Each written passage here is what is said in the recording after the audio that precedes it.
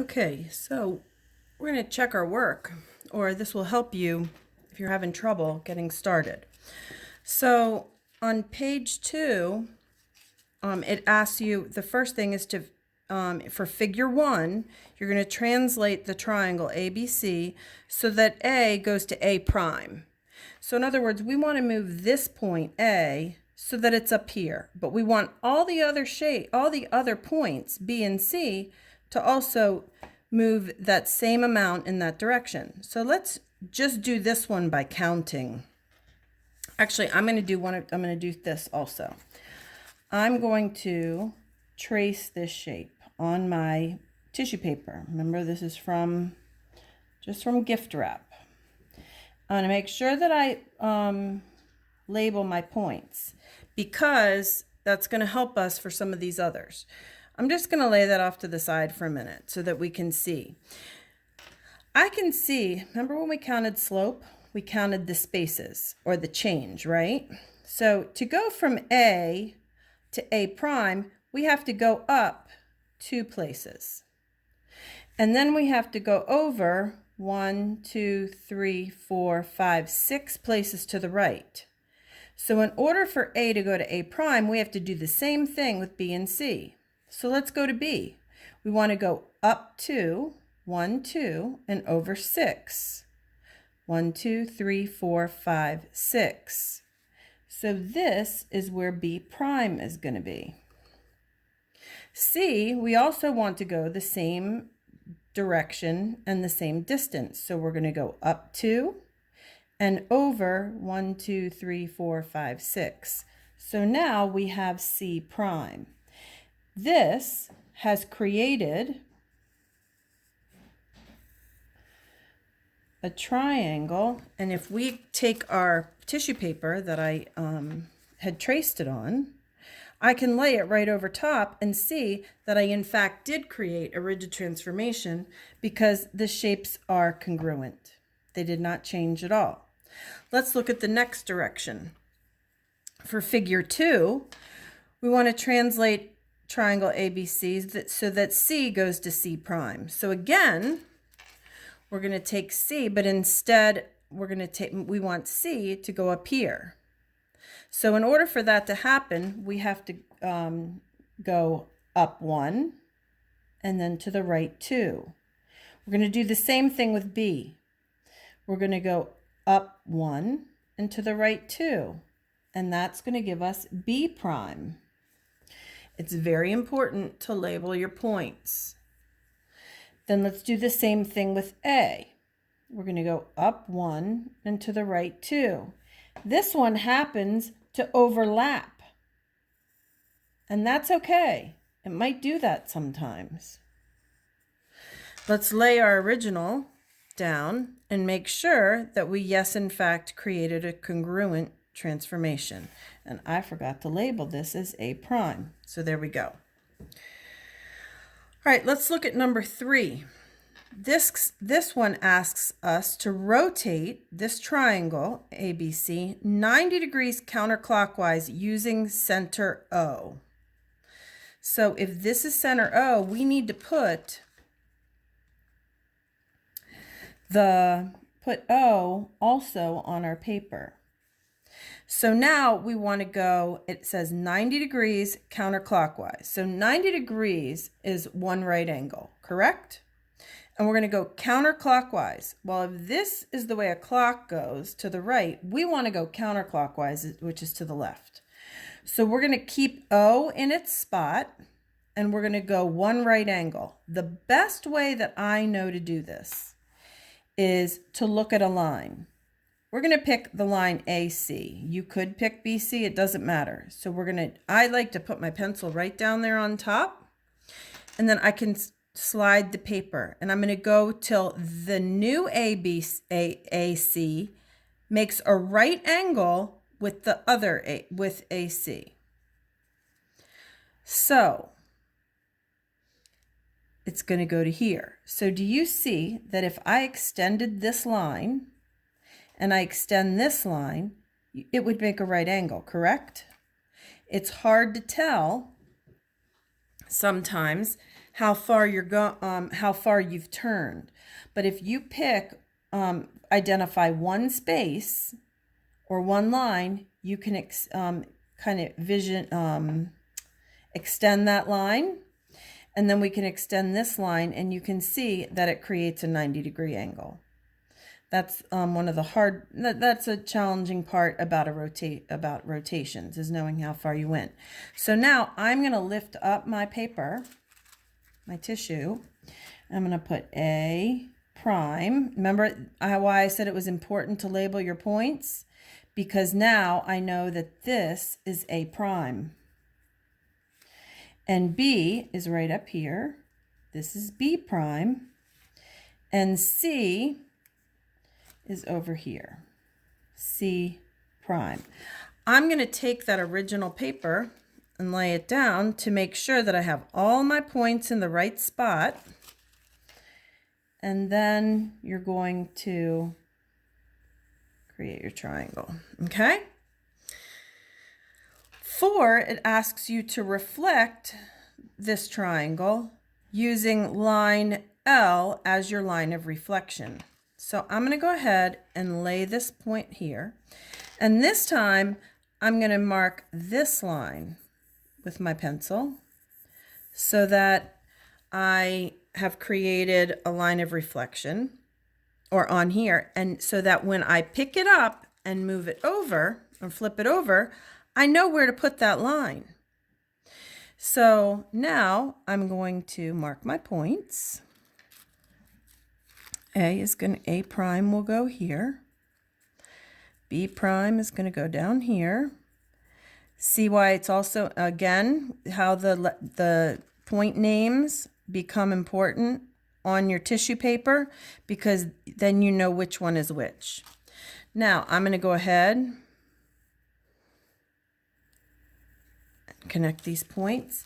And then I'm going to do, for a reflection, I'm going to do one last check. I'm going to go to my my line of reflection, and I can see that the distance from the line of reflection to point C is 1 unit. And the distance from the point of reflection to C prime is also 1 unit. So far so good. A is 1, 2, 3, 4, 5 units from the line of reflection. And A prime is also 5 units. B is 3 units, and B prime is also 3 units. So I know that I have correctly reflected that triangle. All right, let's look down at the bottom. Now I'm going to use a new piece of paper, a new piece of tissue, because, and I just cut up some tissue paper. I'm going to start with this quadrilateral. Remember, a quadrilateral has quad. That means it has 4 sides. So we are going to rotate this quadrilateral, ABCD, 60 degrees. Now, all of these little triangles are equilateral triangles. And I hope that you remember that equilateral triangles, or that the interior angles of a triangle, all have 180 degrees. So if all these angles are equal, then each angle has to be 180 divided by 3 is 60. So each of these little triangles, or little angles, has 60 degrees. So that's going to help us here. So I'm going to go ahead and trace this shape again. I'm going to make sure to create or mark my points, and I'm going to rotate counterclockwise, which means I'm going to go to the left, using center B, meaning B is going to stay in its spot, and we're going to go 60 degrees. So we're going to go one of the little angles in the triangle. So this line is now going to go over here. So I'm going to turn. B stays in the same spot. I went a little bit too far. Let's try that one more time so you can see. Watch carefully. I'm going to go B. I'm going to turn. And now I have gone 60 degrees because I've gone this far. All right. C, is going to go right down here. And I can see that D is 2 units below that, and A is going to be 1 here. So now B is also going to be B prime. And C, this is C prime, and this is D prime, and A prime. Okay, I'm going to trace this in marker so that you can see better. Okay.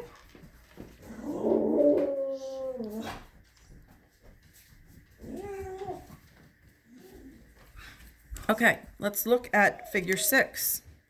Now we're going to take that shape, that quadrilateral, and we're going to go clockwise using C as the center. So this time C is going to stay in the same spot. And we're going to go 60 degrees in the other direction. So I'm going to go, I'm going to pick a point, maybe this line right here, and I know I want this to then land over here. So we're going to go around, turn clockwise, and we're going to go to here. So do you see I went this angle, 60 degrees. That was the distance that I turned it, and C stayed in the same place. So now I am going to put it back in that spot. Let me use another marker for you. So C now stays C prime, and B is going to come to here. Oh, I did that incorrectly. Hold on. I'm going to go back and do that again. I'm going to go here to here. Oh no, that was right. My fault. So that's B prime. C is also going to be C prime. And then D is going to go here, D prime. And then A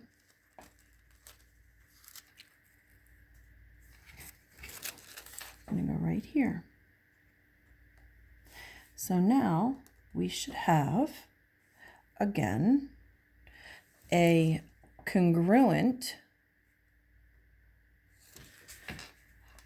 quadrilateral to what we started with. And we know this is a rigid transformation because it created a congruent shape. Let's look at 7. In figure 7, we're going to reflect ABCD using this line, L, as our line of reflection. So I'm going to lay it here. I'm going to mark our line of reflection so that I know when I flip it over, when I reflect it, I want that line to stay in exactly the same spot. So I'm flipping it. And I want, remember, we want it to be the same distance from where we started. So I'm going to get another color. And so I can see that now D prime is right here.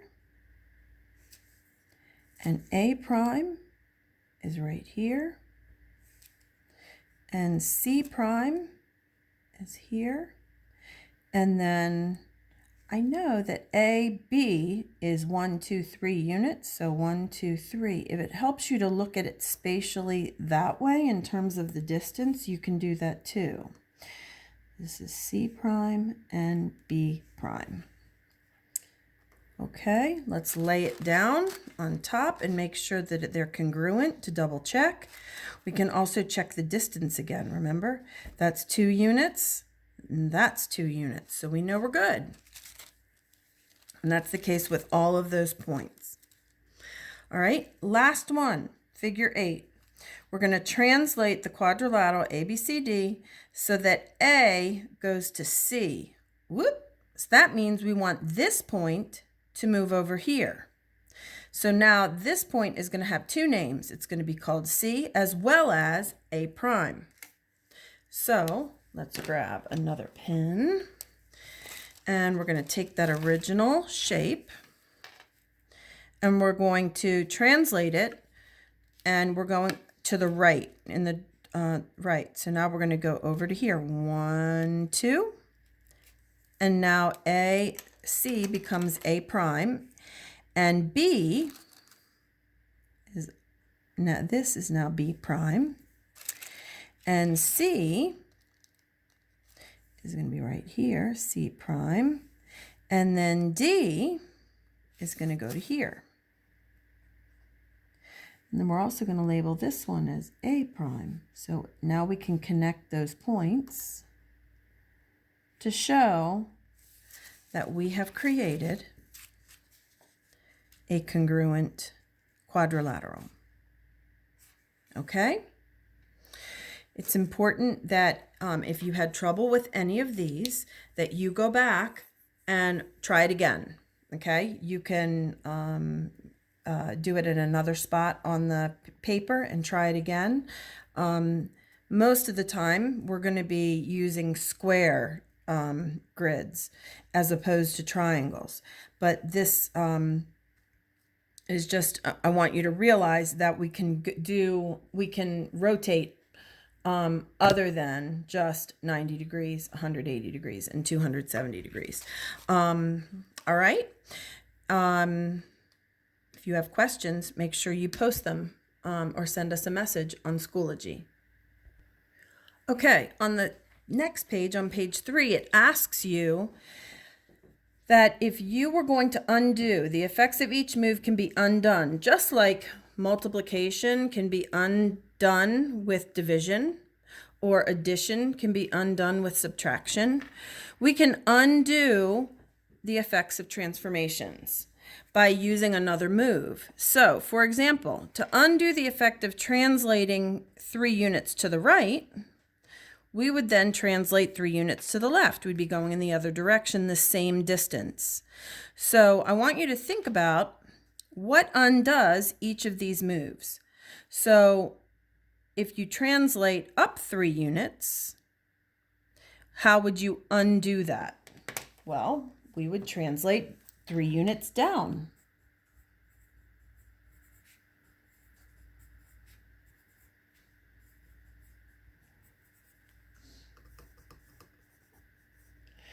If you translate 1 unit up and 1 unit to the left, to undo that, think about what that's going to look like. Here, you go up a unit and then you go to the left. Well, in order to undo that, you would have to go 1 unit to the right and 1 unit down. So we would again translate 1 unit right and 1 unit down. Sorry if I'm shaking the camera. All right, so if you have a point and you're going to rotate something 30 degrees clockwise around a point P, let's say this is your point, and you're going to go 30 degrees clockwise around P. That means you're going to go about this far. So from here to here, you would go 30 degrees clockwise, or rotate again, 30 degrees. Instead of going clockwise, we would go counterclockwise.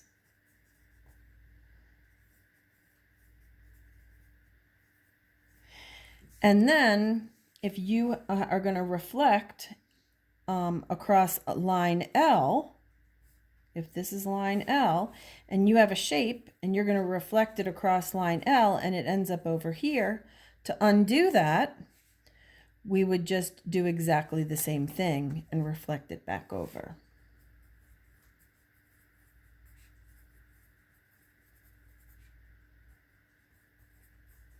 Okay? The last thing I want you to do is I want you to read this lesson summary. This is important. This summarizes everything that you did today on this, and I want you to look at, underline the words, and as you're reading, take time to look and see where are the points on the original, on the pre-image, and then how did it change, and look and see how it gets moved. That's a really important part when we're learning geometry, and that's one of the ways that we can attend to precision as mathematicians. Okay?